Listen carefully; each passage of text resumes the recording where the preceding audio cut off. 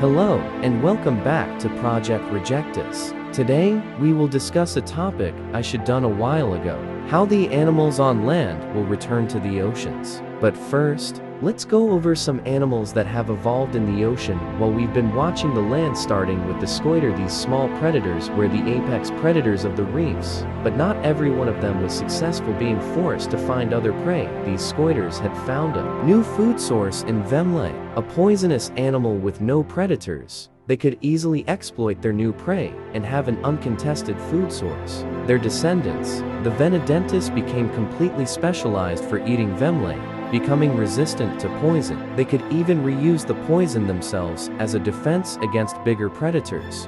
The Trilos was another animal to evolve during our time on the land, with their descendants going two really different directions. The first was the Comicum. They had fully devoted to being parasites, laying their eggs on bigger animals, allowing them to hatch on them, and then burrow into them, eating small parts of their hosts to survive until eventually leaving to mate and start the cycle over again. The Trilo's other descendant went in the complete opposite direction. Abandoning parasitism, the Tusmus instead helped other animals by eating bacteria off of their teeth and any other part of their bodies, keeping them clean and giving the Tusmus a certain amount of safety in exchange for cleaning services. Now, let's get on to the main point of this video: animals returning to the ocean. Starting on Sepsis, the Feterum started to migrate towards colder areas such as the Arctic. Due to the lack of megafauna in this area, they instead had to find new prey in the water there. Descendants, the Adum, became bigger and slimmer to adapt to their new colder environment. They ate small fish daily to survive,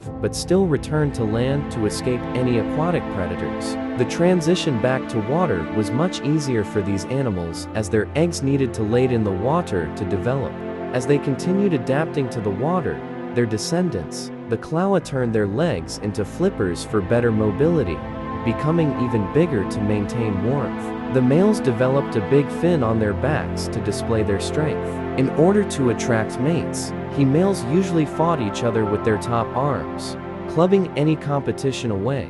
Going even further, the Dioium became completely aquatic, with their only tie to land being their need to breathe air. They repurposed their back fins from purely display into helping with speed. They fused their back fins together into one tail, becoming much faster. These animals acted very similar to a swordfish. They quickly rushed and stabbed their prey to hunt. That's it for Sepsis. So now, let's move down to Crescentia, where a similar story takes place with the Flustron. These amphibious predators soon ventured out into sea to gain wider range of prey. Already having aquatic adaptations, they easily adapted to the ocean. Their descendants, the Monsnum, acted very similar to their ancestors, eating any fish they could find, but did make one major adaptation: fine hairs on their legs to help them detect prey around them. They only went on land to lay their eggs. Preferring the ocean, the Monsum's descendants, the Vividus, soon lost their need for land. By internalizing their eggs, they developed live birth, as seen in the Vividus here, to become fully aquatic animals. To help with their speed, their shells and beaks shrunk down in response.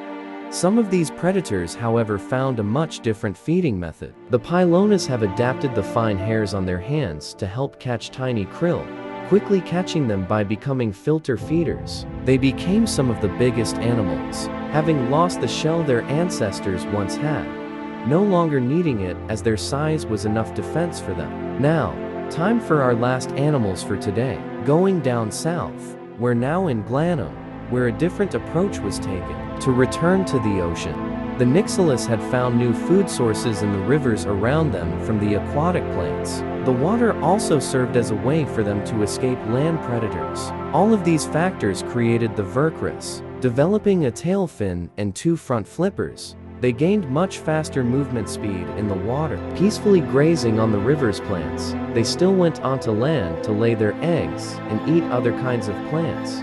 This strategy proved to be very successful, with some of their descendants becoming very big, such as the Fluser. They could control entire rivers for themselves, keeping predators out. With their massive tusks, their flippers could now be used to support themselves, acting as two large legs to help them move. Some of these animals, however, went full into the water, losing their fur and developing Love North. Similar to the vivitas, the verniscrews spent their days peacefully grazing in river and seabeds with almost no predators. Some even had plants grow on them due to their very slow lifestyles. Like always, thank you for watching today's episode. If you want to see sneak peeks of the next episode or help out, the Discord link is always in the description and comments. I'll see you all next time when we finally discuss how social behaviors develop on this world.